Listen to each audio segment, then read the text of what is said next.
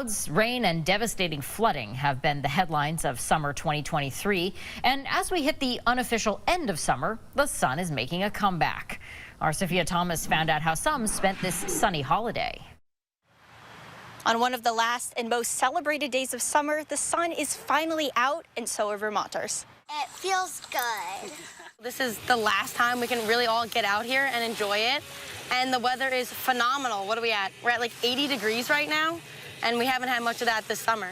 Record-setting rainfall over the last few months kept even the outdoorsiest indoors. I work in a school system, so the summer is the time for me to come out. So with all the rain, that was a little bit frustrating. For out-of-staters, the rain made it tricky to plan a visit to the Green Mountain State.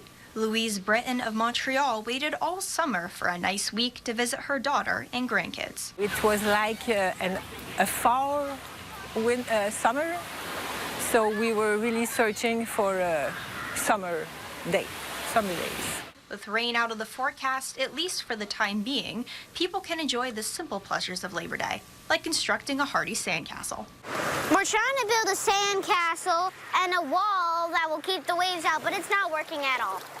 Just did a run on the bike path today, finally getting out in the sun and enjoying the Labor Day weather. Can't complain. How did it feel to wake up, look at the forecast, and see that it was going to be sunny today? Oh, it felt so good. It felt great. And I think it's going to be beautiful on the water because it's not too windy, sun's out.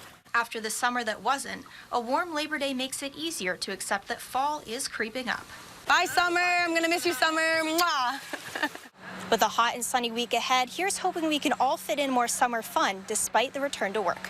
Reporting in Burlington, Sophia Thomas, Channel 3 News.